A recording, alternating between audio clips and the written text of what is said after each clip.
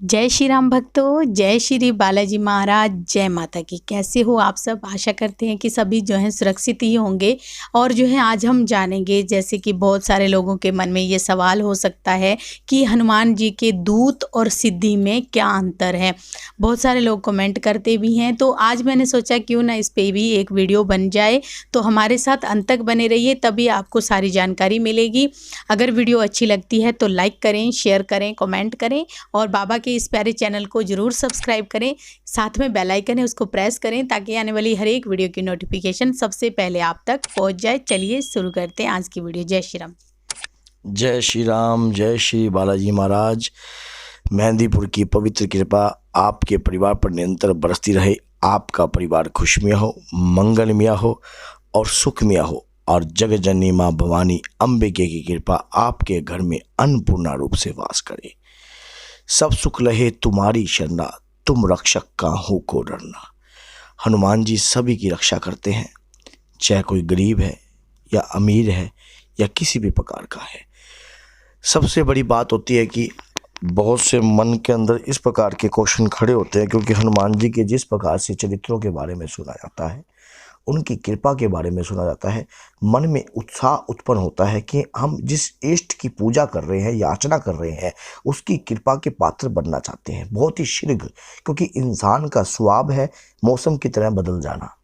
क्योंकि जिस प्रकार से हम हनुमान जी की श्री चरणों में जुड़ते हैं, तो हम सोचते हैं कि बाबा की कृपा शीघ्र जल्दी से जल्दी हमें हासिल हो जाए और उस कृपा को हम प्राप्त कर लें। सबसे बड़ी बात होती है कि इनका जो क्वेश्चन है कि दूत क्या होते हैं और उसके बाद सिद्धि क्या होती है। दूत और सिद्धियों में अंतर होता है। सिद्धि जो है वो एक अलग चीज़ है और दूत जो है वो एक अलग चीज़ है। दोनों में डिफरेंट है, अंतर है। उस अंतर को मैं आपको बताता हूँ। दूत वो व्यक्ति होते हैं जो हनुमान जी की कृपा के पात्र होते हैं, जिन्होंने भक्ति की होती है, सच्चे मन से श्री बालाजी महाराज की भक्ति करते हैं। उस भक्ति को करते करते, मान लीजिए कोई व्यक्ति लगातार बाबा की भक्ति कर रहा है, करते करते उसकी उम्र के 60 साल हो गए। अपनी बचपन से वो हनुमान जी का भक्त था, अपनी जवानी उसने हनुमान जी के श्री चरणों में दान दे दी और उसके बाद बुढ़ापा भी उसने हनुमान जी के श्री चरणों में दान दे दिया और वो दीर्घ आयु होकर उन्होंने अपने शरीर का चोला जो है त्याग दिया। शरीर मरता है, आत्मा कभी नहीं मरती। ऐसी पवित्र आत्मा की इस संसार के ऊपर जो है जरूरत होती है, जिसने अपने जीवन का बलिदान दिया है श्री हनुमान जी महाराज के श्री चरणों में। तो हनुमान जी महाराज की कृपा के वो पात्र होते हैं। मरण उपरांत, जब शरीर के मरण उपरांत, आत्मा नहीं मरती है, शरीर के मरण उपरांत उनके दूत महाराज स्वयं उन्हें लेने आते हैं। तो उसी श्रेणी में, क्योंकि जो जिस प्रकार की भक्ति याचनाएं करता है वो उसी लाइन में जाता है। जैसा कि मान लो कोई माता की पूजा कर रहा है तो माँ की कृपा के पात्र बनेंगे, जो बाबा की कर रहा है तो बाबा की कृपा के पात्र बनेंगे, जो दोनों की कर रहा है तो दोनों की कृपा के पात्र भी बनेंगे। तो इस प्रकार से होता है कि जो बाबा के श्री चरणों में जाते हैं, बाबा के दूत को आते हैं, बाबा के वीर को आते हैं और उनकी पूजा करते हैं, याचना करते हैं। अब बालाजी महाराज की कृपा से उन्हें आदेश दिया जाता है कि इस परिवार की रक्षा करने हेतु, इस परिवार के, क्योंकि कहते हैं ना कि बाबा तेरे भक्त बतेरे, भक्ति करने वाला कोई कोई। जिस प्रकार से एक व्यक्ति ने अपने शरीर का बलिदान दे दिया, उसी प्रकार बाबा की कृपा से शक्तियां पहचान लेती हैं कि इस परिवार के ऊपर जो है बाबा की कृपा है और इस परिवार पर रहकर आपने कार्य करना है। अब उस परिवार के ऊपर बाबा की कृपा स्टार्ट हो जाती है और बाबा की कृपा वो जो जब वो जाता है बाबा के श्री चरणों में और बाबा की कृपा से, गुरु के सानिध्य से जब वो बाबा की कृपा का पात्र बन जाता है, क्योंकि हमारा खुद का किया हुआ ही तो काम आता है।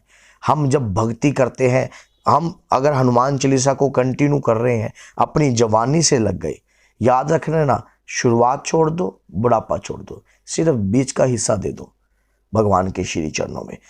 सबसे बड़ी बात होती है कि जो बीच का समय होता है ना, वो बहुत ही ज़्यादा बहुमूल्य होता है, क्योंकि उस समय आदमी में अहंकार भी होता है, धन का मोह भी होता है, जवानी का मोह भी होता है। तो जिस चीज़ को त्याग करने की आदत आ गई तो कृपा आ गई।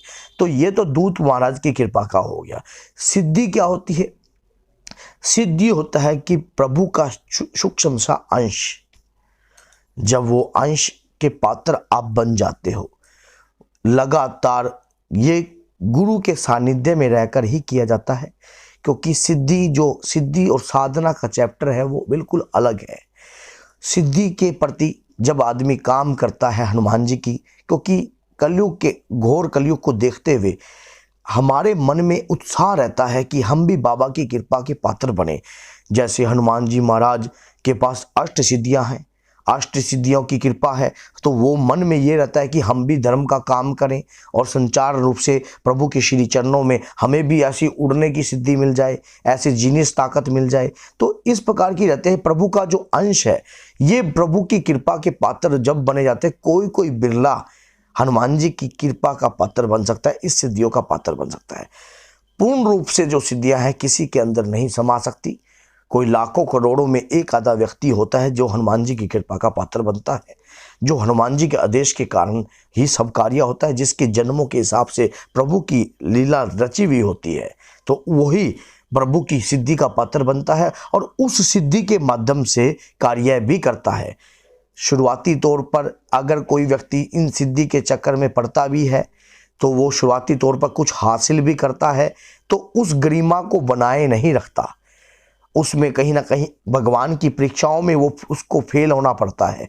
कहीं ना कहीं वो अगर परीक्षाओं में पास हो जाता है, पहला नंबर तो जो अगर धर्म की रास्ते को आप चुन लोगे, सिद्धि और साधना के रास्ते को चुन लोगे, तो चुनौती को सुन लोगे। क्योंकि चुनौती जो होती है ना प्रभु की, वो चुनौती को आप सीधा चैलेंज कर रहे हो। क्योंकि हनुमान जी का अगर हनुमान जी तुल्य बनना है, हनुमान जी के आपने सूक्ष्म सा भी अंश लेना है, तो उस अंश के लिए अपने शरीर को उसी अनुसार धारण करना पड़ता है, उसी अनुसार। क्योंकि सबसे पहली बात तो हनुमान जी के पास त्याग की ताकत है, जो आपके पास अभी नहीं है। पहले त्याग की ताकत को अंदर धारण करो। त्याग क्या? मोह का, माया का, धन का, लालच का, किसी भी चीज का जो त्याग होता है उसका हमें त्याग करना पड़ता है। जिस प्रकार से आप सोचते हो कि अगर आपको 1 मिनट में कोई शाही पनीर आ गया या कुछ भी आ गया, आपके मुंह में पानी भी छूट गया, तो सबसे बड़ी बात तो आप वहीं पर ही चुनौती से हार मान गए, फेल हो गए। क्योंकि अपने शरीर को जैसा ढालोगे वैसा ही बनना पड़ता है। हनुमान जी की कृपा के पात्र ये नहीं है, क्या पता, वो कहते ना कि मन चाही होती नहीं, प्रभु चाही तत्काल।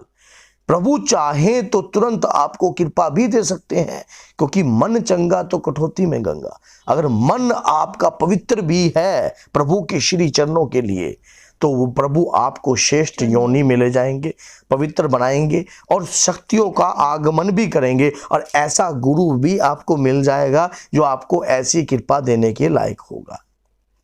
जब हनुमान जी को शिक्षा देने का समय आया, बाल अवस्था के समय, तो बहुत से जब गुरु बृहस्पति इनके कुल देव हैं, कुल गुरु हैं, तो उनसे पूछा गया कि हनुमान जी को शिक्षा कौन दे सकता है।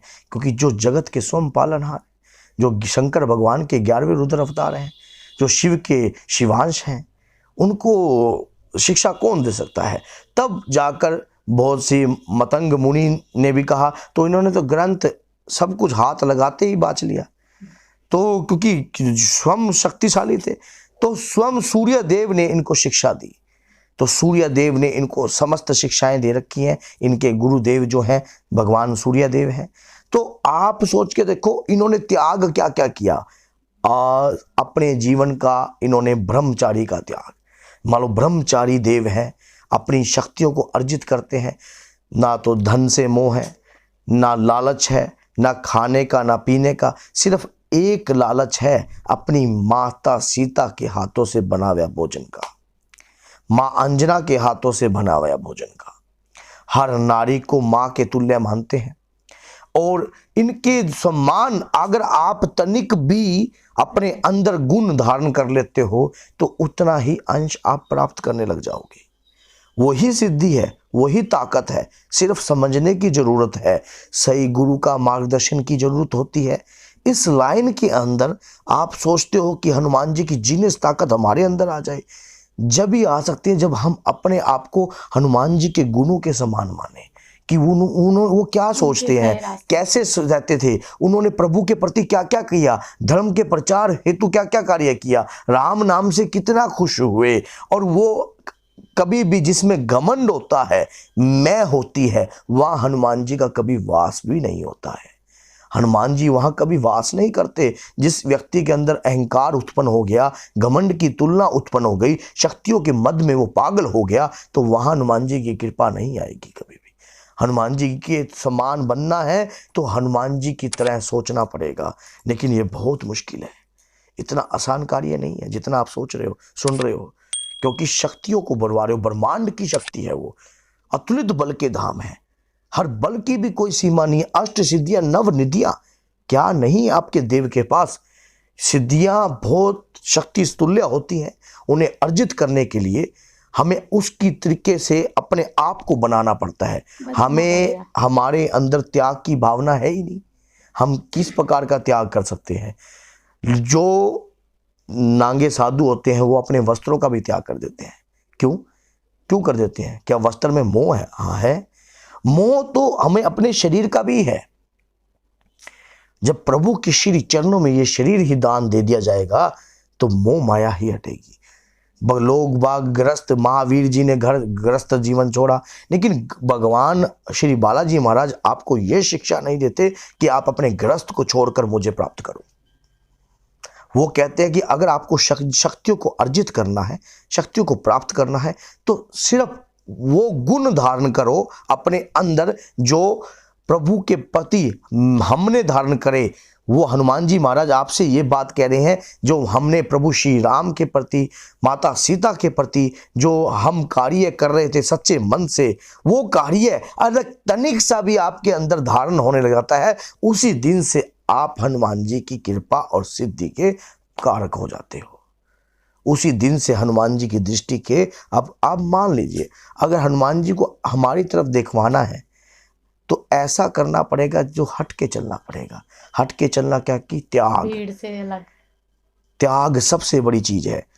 त्याग में बहुत प्रकार की चीज आती है। हमारे जीभ का भी त्याग। हमें ऐसा भोजन नहीं सेवन करना चाहिए जिससे हमारे शरीर के अंदर तामसिकता उत्पन्न हो। हमें ऐसे भोजन को ग्रहण नहीं करना चाहिए। अपने नज़दीक भी नहीं रहना चाहिए। ऐसे माहौल में नहीं रहना चाहिए जहाँ पर गंदगी उत्पन्न हो हमारे विचारों में। हमें अपने अंदर परिवर्तन, ऐसे ऐसे परिवर्तन पैदा करने पड़ेंगे जिससे आपको हनुमान जी की कृपा के पात्र बन सकते हो। तो सिद्धि प्राप्त करने के लिए आजकल बहुत से व्यक्ति सोचते हैं, यूट्यूब पर हम किसी को भी देखते हैं तो सिद्धि प्राप्त कर जाएं। एक दिन में कोई सिद्ध नहीं होता। एक दिन में कोई सिद्ध नहीं होता। सिद्धि प्राप्त करने के लिए अपने जीवन का बलिदान अनिवार्य है। जीवन भी उतर जाते हैं शक्तियों को अर्जित करने के लिए, शक्तियों को प्राप्त करने के लिए ऐसा बनना पड़ता है। हाँ, सिद्धि प्राप्त हो सकती है अगर गुरु तिलक कर दे। अगर गुरु आपका श्रेष्ठ है और आपको वो कृपा जानता है तो आपकी तिलक से वो आपकी सिद्धियों को, आपके चक्षुओं को खोल सकते हैं प्रभु की कृपा के माध्यम से। वैसे नहीं कहा कि गुरु ब्रह्मा गुरु विष्णु गुरुदेव महेश्वरा गुरु साक्षात परम ब्रह्मा तस्मै श्री गुरुवे नमः। वैसे नहीं गुरु को परम ब्रह्म कहा, वैसे नहीं माँ को अमृत तुल्य कहा गया है। क्यों?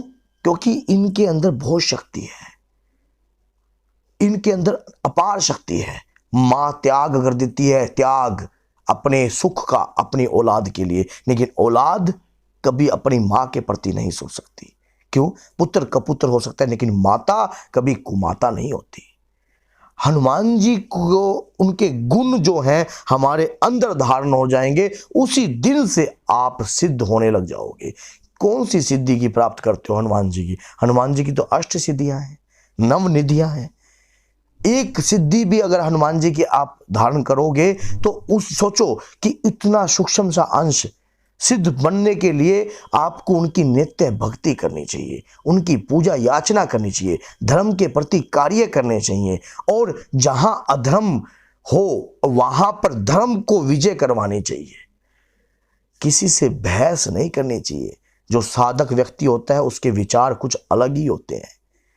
तो मैंने कुछ बताया है क्योंकि बहुत लंबा चैप्टर है, तो ज्यादा सुनने में बहुत अच्छा लग रहा था। ज्यादा ना बोलकर मैं सिर्फ इसको विराम देता हूँ, क्योंकि कई यंग ब्लड सोचते हैं कि हनुमान जी की कृपा के पात्र बन जाए। भैया कृपा मिलती है, आज भी मिलती है। कलयुग में प्रधान देव हैं वो, कलयुग में प्रधान देव है, लेकिन हनुमान जी का ध्यान अपनी तरफ आकर्षित करना पड़ेगा। आकर्षित करने के लिए क्या क्या करना पड़ेगा? उसके लिए सही गुरु का सानिध्य की आवश्यकता होती है, अपने अंदर त्याग की भावना की आवश्यकता होती है। सुखों का त्याग ही प्रभु का रास्ता है। जय सीताराम, जय श्री बालाजी महाराज। अगर ज़्यादा बोल गया होऊंगा तो श्री बालाजी महाराज की श्री चरणों में क्षमा याचना मांगता हूँ, क्योंकि अगर उनकी कृपा के पात्र हम हैं तो वही बुलवा रहे हैं। तो बोलो जय सीताराम, जय माता की।